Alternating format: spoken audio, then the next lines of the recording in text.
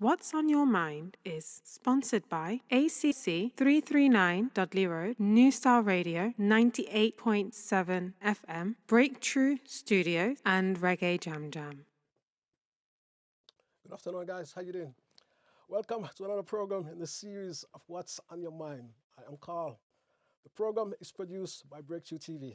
How you doing? Let me say thank you for tuning into the program. Don't forget, this is a live stream, so please like, share, and subscribe to the program. The program is also sponsored by Reggae Jam Jam. Yeah, so check that out. A wonderful Caribbean meal. So check that out when you get a chance. I want to say thanks to all the people who watches the program, and thanks for your support, and keep supporting the program. And I must appeal to you once again, please share the program, so the whole thing can goes up, so we can actually continue with this wonderful program that we actually got here. Yeah, I want to say thank you. I want to say also thanks to Mr. Winston Francis, known as Mr. Fix-It. Mr. Winston Francis, and also AJ Franklin was on the program last week. AJ Franklin is from The Chosen Few. The Chosen Few was still going, They're a fantastic reggae band. I think when I first came to the UK, everybody, when I go to London, everybody was all talking about the Chosen Few, the Chosen Few, the Chosen Few. So I want to say big shout out to you. And big shout out once again, Mr. Winston Francis. Thank you for making such a wonderful appearance on the show. And you can actually go back and look at those programs that Mr. Winston Francis and AJ Franklin was on. Also want to say big shout out to you, Adam actually make that happen, so we say big shout out to you. Also want to say big shout out to my very good friend Errol Taylor. How you doing, sir? Hope all is well with you. Rose, Jade, Michelle, Sean, Colin, Donna, let me say big shout out to you. Philip, Angela, Lazara, big shout out to you. All you guys in the United States who tune into the program, let me say thank you for tuning into the program. All you guys in Birmingham who tune into the program, let me say thank you for tuning. Canada, big shout out to you. The rest of the world, let me say thank you for tuning into the program. We appreciate whatever you do and whatever you tune into the program. Let me say, we appreciate, because we've been going a while and we still keep going. It's not easy, but we still keep going. Yeah, and let me say thank you. Also want to say happy birthday to you guys. You know who you are. And let me say belated birthday to you, Brenda. Hope you had a good day. Good afternoon. Hope all is well with you. As you know, I always sort of look at a couple of things that is actually happening across the world. So let me start with my first story. And as you know, the big story is still what is happening in Gaza and Israel, And tens of thousands of people actually took to the streets worldwide, marching against the bombing of Gaza. There was protests in London. There was also protests in Birmingham. There was protests in New York. There was protests in France. There was protests in Europe, right across the world. As I say, a lot of people are actually been protesting, but the bombing still carries on. And I must also say, it's not just Muslim people alone it is protesting. You've got Jewish people, you've got all race of people is actually protesting and asking for the bombing, as I say, to stop. Police in also London said they would, in attendance, there was about 30,000 people. 29 people was actually arrested in London on that march. So that seems to actually goes on. We don't know when this war is going to stop. And this is due because the war actually started because Hamas actually attacked Israeli civilians. And they actually killed about 1,400. And 203 people are still missing, So it's one of those crazy times. And in Gaza, according to the Hamas Health Ministry, appointed Hamas Health Minister, they actually said about 10,000 people has now been killed. And a lot of those people are actually children and actually women. So we hope those sort of stuff will stop. Moving on. Come to Leeds. Now, in Northwest Leeds, there has been another stabbing. A young 15-year-old boy was stabbed outside a school, and he actually died in hospital. So we see still stabbing once again in our street, and we hope that will stop sometime. Now, entertainment. Now, let me look at Beres Hammond, Mr. Lovers Rock, King of Lovers Rock for reggae. Beres Hammond he's been given an honorary degree, the honorary degree, Doctorate of Letters. So that is actually wonderful. And he was given this at the University of the West Indies at the Mona campus in Jamaica. So we say big congratulations to Mr. Beres Hammond, Lovers Rock King. So we say big shout out to you. So, and I say it's a honorary doctorate, and I say big congratulations to you. Now, there's a young lady that making a lot of noise on Spotify, the stream, and across the world. This lady is actually doing well. Tyler. Tyler is a South African artist, and she's actually doing very well. She actually been in Jamaica, and she was actually chilling out in the water. The water is actually her song. It's one of her songs. So she was actually chilling out in the water, you know what I mean? And she been, as I say, she been also hitting the studio with a lot of different artists, and we're still waiting for what's gonna happen next with a lot of those dancehall artists. Now, moving on. Now, my guest is a wonderful lady. She's an artist, she's a singer, and she's also a radio presenter. Her name is Aleighcia Scott. Are you there, Aleighcia? I am here. Hello. How are you? I'm good. How are you? Thank you. Let me say, welcome to Breakthrough TV. Diolch. Thank you for having me. Yeah. And we've been trying to track you down for such a long time. Thank you. I'm here. But you have been busy. Yes, I have. So let me say thank you. How's your day been? It's been good, busy. I did a school visit today. I was talking to a class in school about learning the Welsh language and music and things like that. So Yeah, yeah, it's been a great, great. So, as I say, you're an artist. Artist. Tell me, where did it all started for you? It was always something I wanted to do, really. My family are really big into music. Mm, Nobody's actually a musician, but we are like a heavily music-based family. mm, Music is part of everything we do, so I just really loved being around that. And I was always singing around and stuff as a kid. So when I was like 7, my mum and dad found like a youth group I could go to, and then we started doing shows on big stages and at big events. And I just knew how that made me feel, and I never wanted to stop doing that. So yeah, I just carried on really. yes. And you're from Wales, Yes, Cardiff. Cardiff. How is Cardiff these days? Cold at the moment. I think winter's just hit it, but yeah, it's good. Great, great.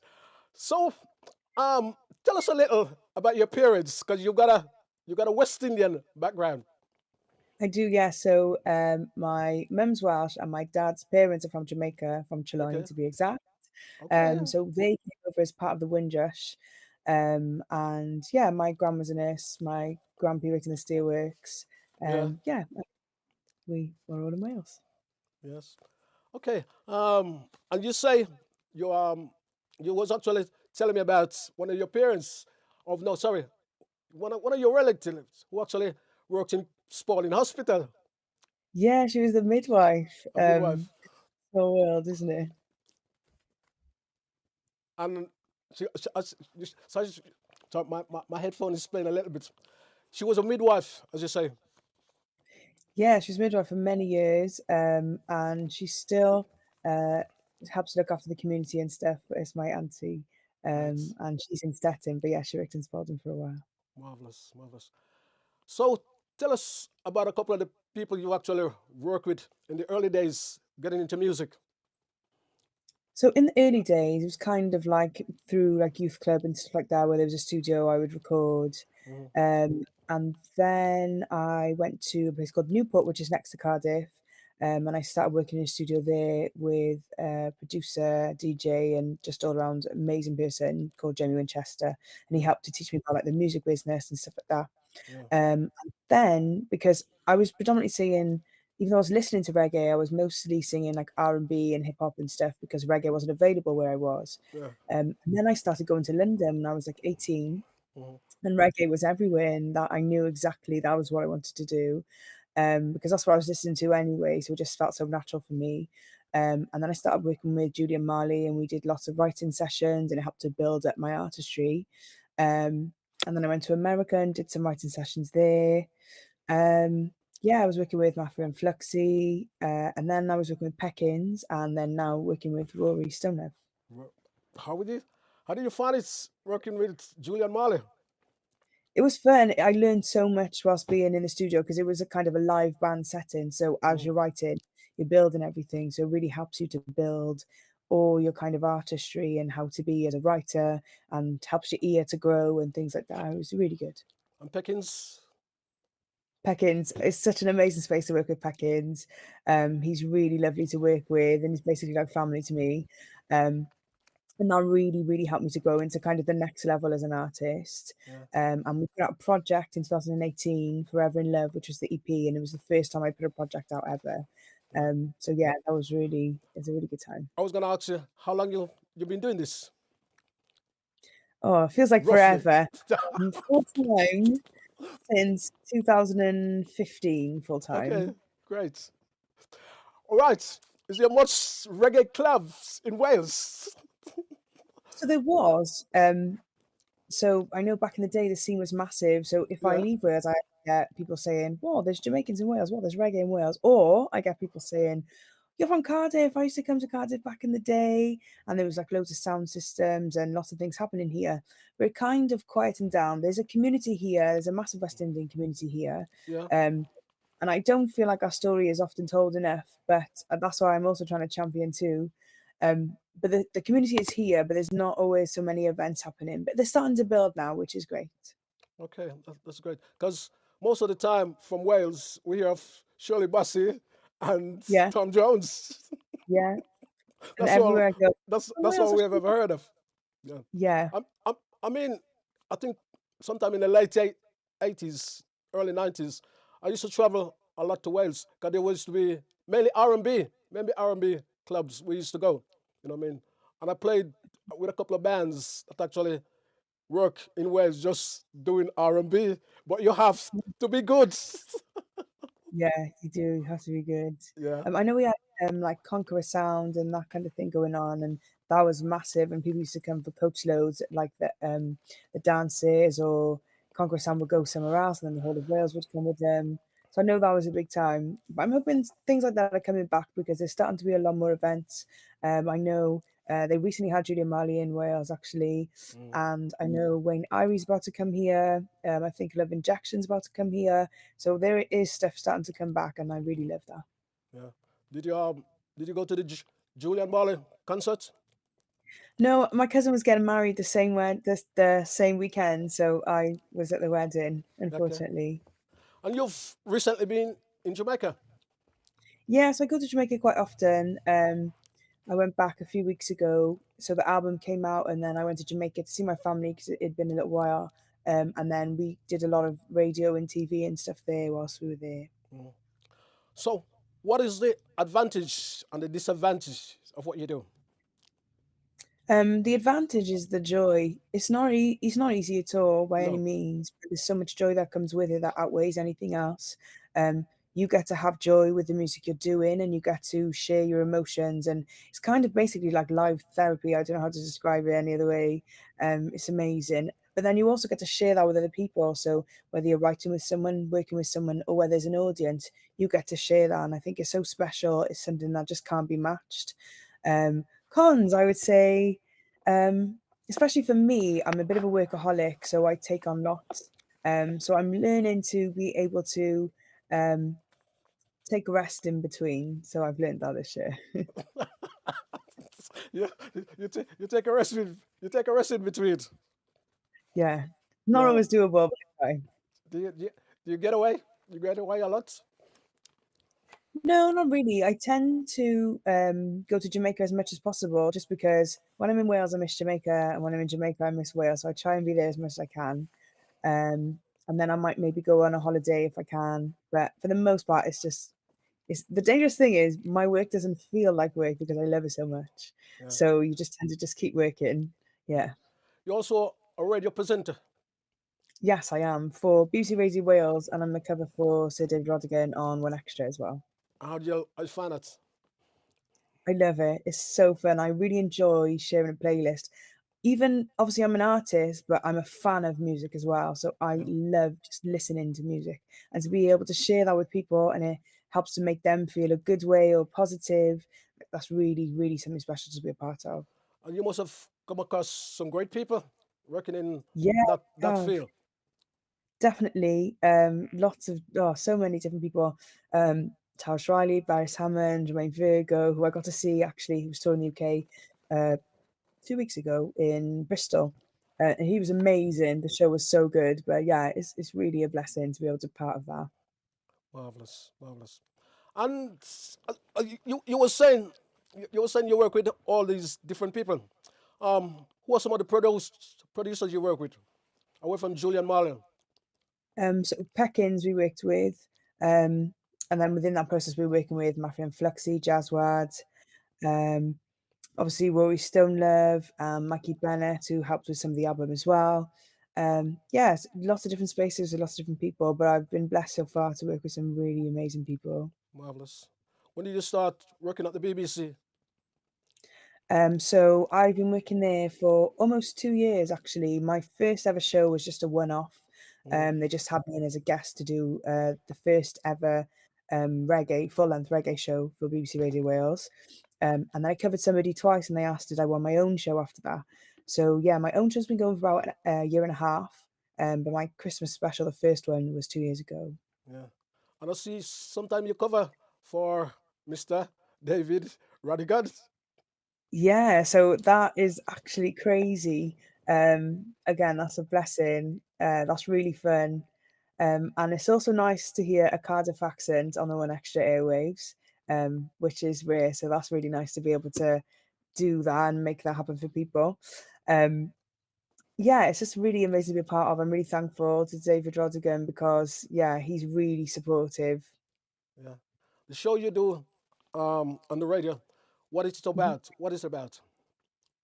So my show is every Thursday night on Radio Wales, and basically it's predominantly reggae, but it's kind of what's in my mind.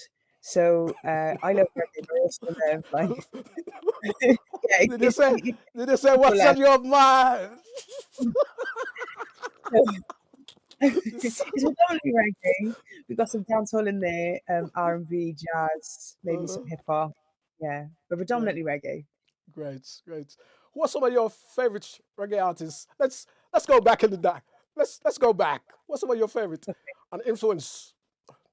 Oh, there's so many. So I love Sanchez, Beres Hammond, Fiona, um, who I don't feel like is talked about enough, and she is amazing. What a great Yeah, artist.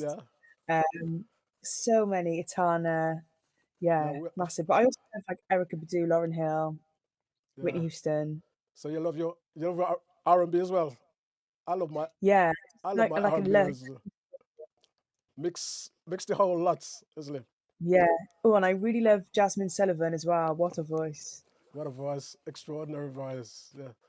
She hasn't come to the UK yet. I really want to see her live, so I'm going to start the petition soon. Okay. Great, great, great.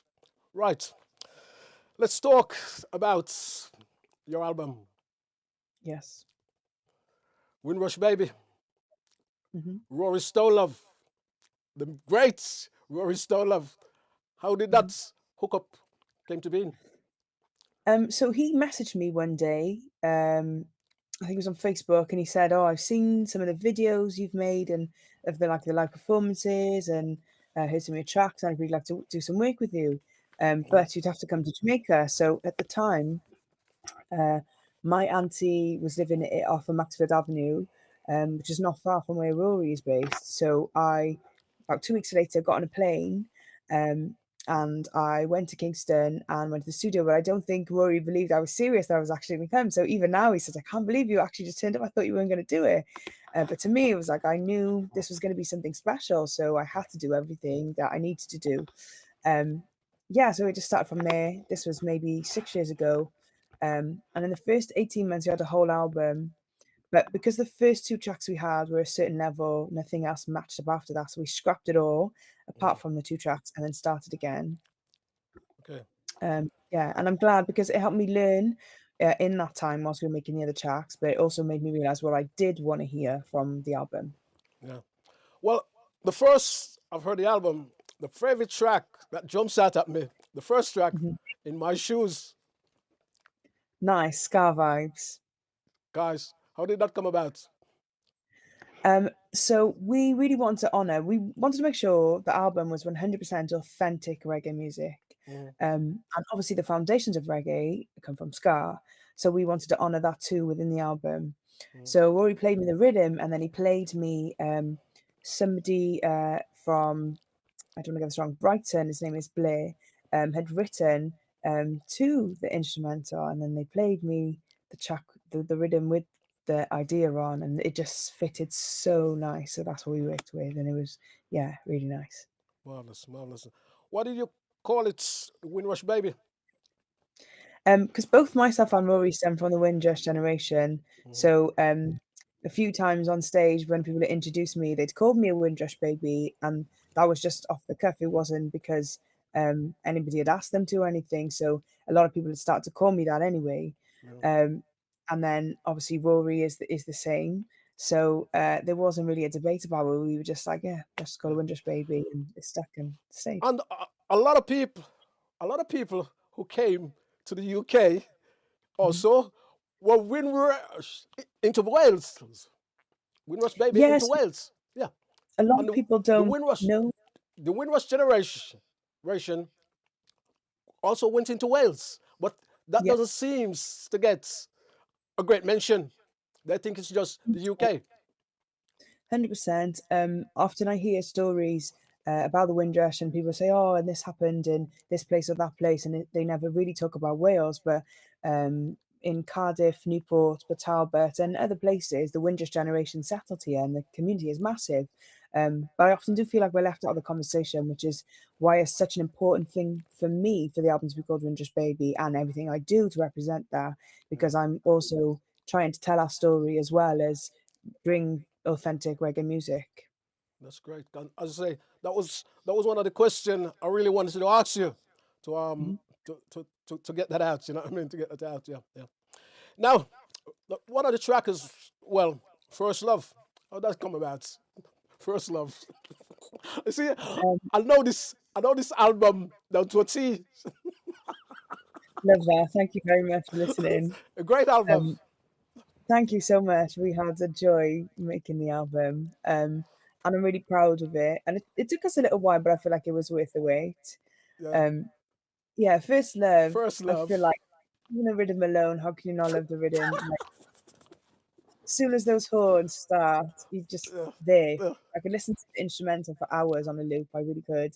Hmm. Um, and then the writer actually comes from America, Leontre, Yeah. and she sent us some ideas, and we were like, "Yeah, this is wicked." Um, so yeah, then we worked on that, and First Love came. Good vibes. Good vibes. Yeah, Also another track literally. on the album. So that was one of the last songs to go on the album, both Good Vibes and My Love. But I think Good Vibes might have been the last one, and it wasn't meant to be on the album because we thought we had finished with 9 tracks. And then Dave, who was Tall Man, as Rory would call him, Dave Clark, said, "Guys, I've got a really good idea. I think you should hear it." And we heard Good Vibe, and we were like, "Wow, yeah, this is going on the album for sure." So me Who and did you Dave sat down. who did you say, Dave? Dave Clark, Okay. What is he like working with? he's an amazing writer. He had a big hand in writing the album. So me and Dave would sit together and hash out the ideas for quite a few of the tracks. And he's just such a good writer. He's so good at telling the stories within a song. And then we'd piece it apart, or I'd come to him with an idea and be like, "Okay, I've written this." And then we'd sit down and be like, "Okay, does this make sense? Does that make sense? Let's take this out, let's put that in." And yeah, it was just a really good like community of people working on the album. Great. My other track is Hey World. That's very, very conscious, I'd say. Mhm. Tell us Very. I about. feel like in that song, the messages you hear Yeah.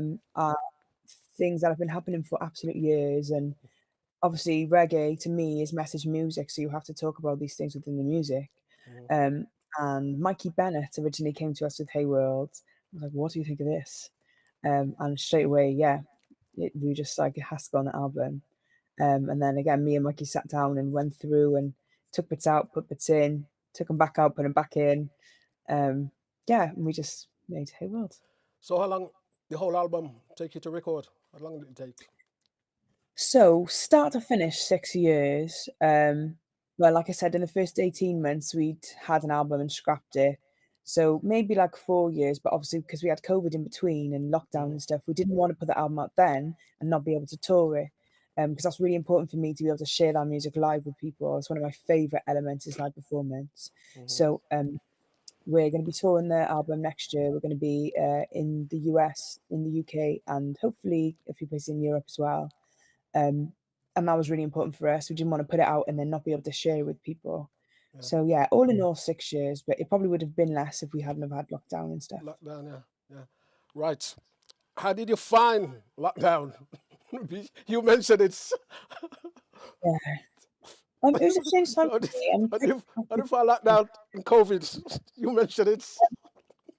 It was a strange time. I'm quite an active person, Mm. so I'm always doing. So to take that away and have to be still, Wow. at first I didn't mind it at first because I needed to be still for a little while, I think. Mm. But then after the first few weeks, I wanted to get back on the road and be performing so bad. I think I went from like a few shows a week to four in a whole year because of lockdown. So I really miss live shows so much. But yeah, I still feel like we're not 100% over in terms of live music. We're just kind of getting away from it. Mm. I think it's gonna be better next year. I think this year we're still kind of seeing elements of the effects of lockdown. Yeah. Great. It was a strange time Yeah, because as you said, because I myself am very active. I'm always very active. I like to be out, out, out. So when it's locked down, becomes very, very, very, very strange. You know what I mean? Very, very yeah. strange. Pretty little brown thing. Mhm.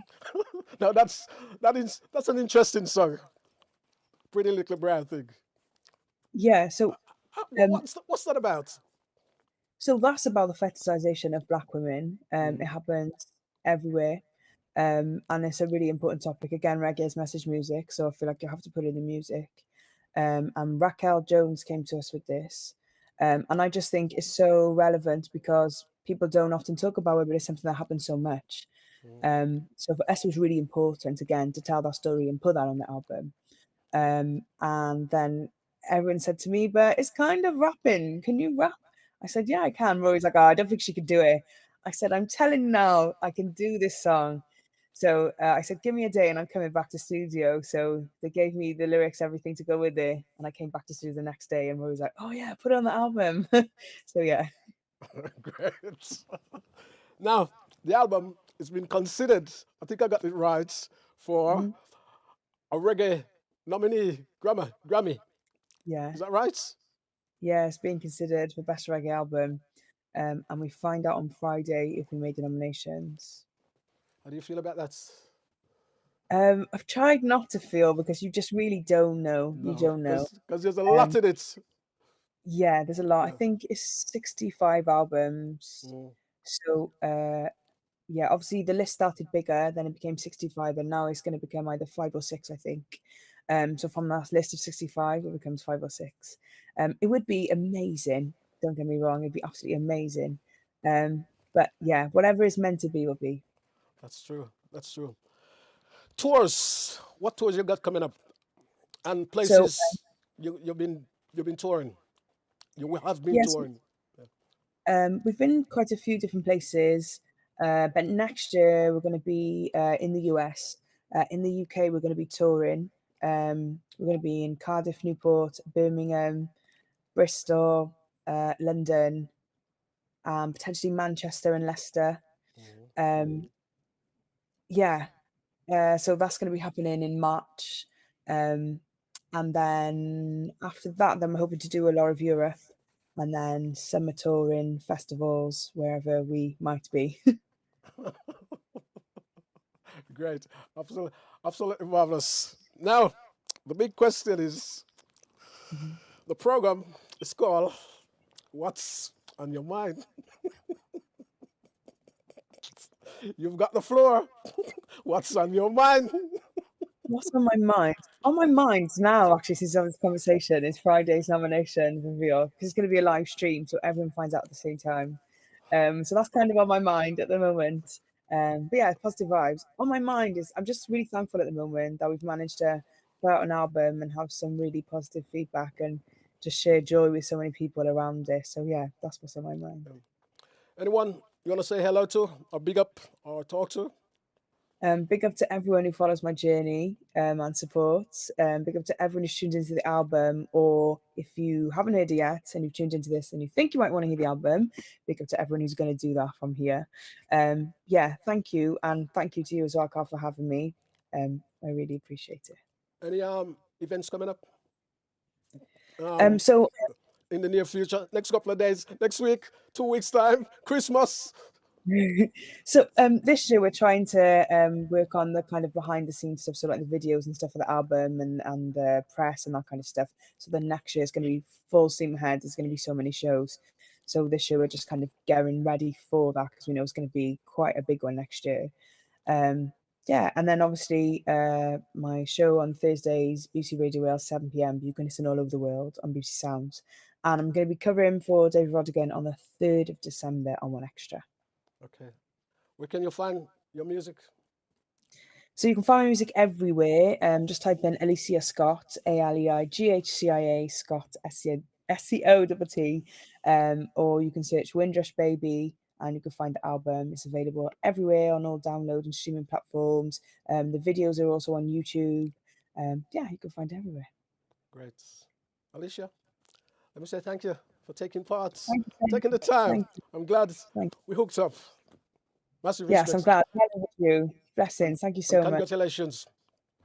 Respect. Thank you. Thank you to everyone listening as well. Thank you. Thank you very much. Yes. Bye. Bye-bye. Right, guys, there you have it. Now, I must have a little rant. Thanks to you, Aleighcia. My little rant. Wow. Now, I've been meaning to talk about this for a while, and it concerns a lot of things that which actually going on these days with copyrights. And a lot of Jamaican artists are saying they haven't got their copyright and that sort of thing. And they've sued a lot of companies about their copyright. Max Romeo, a couple of weeks ago, we heard that Max Romeo was suing one of the big giants of music in the United States, one of the big companies, about copyright issues and that sort of thing. Now, let's go back. You see, one of the things I think and I'm not dissing everybody. Let me say, one other thing is that if you don't know you have a treasure, you don't sort of value it, right? And when the treasure get big, that is the time you start think it of value. You don't realize the thing that you've got when it started if you're not valuing it. So, and I'm not disrespecting any artists. So those guys back in the days, a lot of them didn't sort of realize the treasure that they've got. Yeah? And they didn't value it. And then somebody come and they take it to a next stage and they start actually seeing the value of that, right?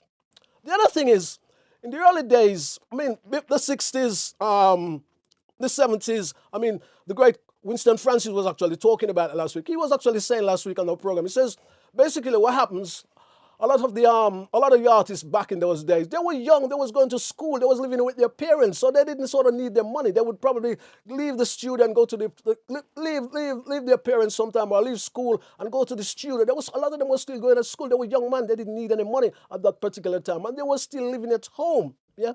So he was actually saying that as well. So they didn't sort of really need the money. You can go back to the program and have a look what Mr. Winston Francis was actually saying in the program. The other thing as well, now, the other thing what a lot of artists fail to do, and none of us is perfect. We don't read. So a lot of us don't read a lot because you're busy on the road, you're busy doing this, you're busy doing that, you're doing everything, and you don't read a lot. And what you do not do, you don't hire like a decent lawyer to deal with your financial issues. Yes, until years later, when it becomes a problem. And that is one of the big things. A lot of us, then somebody come and put something under your nose, I gotta say nose, or somebody come and put this on you, and you sign it without even realizing it, and you sign it without even reading what it's supposed to be. And that's why a lot of artists now are actually saying that they need their copyright, because and the guys who they put in charge of it, you know, the guys who they put in charge of it wasn't looking after their business. Whoever they are, they're probably the manager, the company, the actual studio who actually makes the music, they're not taking any notice of it. you know. So they're not looking after the business. And that is what I mean. There's a great Jamaican, and he was actually saying a couple of weeks ago. A lot of the artists, a lot of the record companies are not looking after the artist's copyright. Yeah. And that is what happened with copyright. So which is actually this gospel. And I say, what is it now? A lot of reggae artists from Jamaica, mainly, I mean, I know it happens all across the world, but a lot of the artists now in Jamaica are actually saying they need their copyright, or they're suing different companies for their copyright. And that is probably, as I said, that is probably because they didn't have the right people at the right place at the right time. And if, as I say, we started, if you got a very, very nice treasure, and if you don't treasure it, and you don't realize what it is, you let it grow, and you don't know the value of the treasure until it gets big. You know what I mean? I could explain that in a lot of things. I could explain that in a lot of things without any disrespect to anyone. So in future, when you actually, and I'm not a legal person, I only talk common sense. Makes a lot of common sense, doesn't it? I only talk common sense. So in future, I think you guys, whoever getting into deals or record company or whatever you're getting into, you need to find yourself a decent lawyer. I know it's some money, but it's money well spent, which you will actually reap later on. You have to find yourself a decent lawyer. Get somebody who knows the fine print. Or if you don't, even if you can't find somebody who, like a decent lawyer, what you can do, you can get somebody who knows. But a lot of us don't want to listen to anybody else anyway. You just listen to yourself and you think you know it all. And that's also that is also part of the problem. So until even somebody might know, somebody might not illegally, but they actually knows. You know what I mean? But the first thing is, man, you don't know what you're talking about if you're getting advice. Because some of us are very, very reluctant to take serious advice. And those are the kind of thing that actually happens. You know what I mean? So it's one of them ones. Yeah. And it's not funny, but I've seen this so many times, and it's always there. It's always there. It's always there. And I say, in future artists, all I can say, get your musical rights protected from you leave the studio, whoever you are. You know what I mean? From you leave the studio, and so it doesn't go into the next generation of where people is saying, well, I've been ripped off. I'm not getting any money. I'm doing all this work and nobody's paying me. You know what I mean? And I say that's how it is. And it's just one of those serious things that you have to bear in mind. And I say, get yourself somebody, I'll repeat myself again, get yourself a decent lawyer, somebody who can give you constructive advice, somebody who can give you decent advice, you know what I mean? And don't let people pull the wool over your eye, because, as I say, we see this happens a lot. And it's not very nice. It's not very nice when you see an artist say about what? In his 60, 70, 80, let me say 70, 80, going into the 80, and he's out there saying, well, I never get any royalties. I never get any royalties from my work. Royalties that he should have been reaping millions of dollars, what we call $1 million. My producer would say $1 million, what he should be reaping, and also what he could have been passing on to his children or his grandchildren, you know what I mean, to make a better life for themselves. So it's one of those ones, yeah. So get yourself sorted out and look at those details before you actually sign to different things, or you actually, because else you're gonna come the next generation and actually lose out again. Don't forget, as I say, to like, share, and subscribe to the program. And I want to say also, this program is once again sponsored by Reggae Jam Jam, a taste of good Caribbean meal. So actually go and check that out. Also, I want to thank to my very, very special guest, Aleighcia Scott.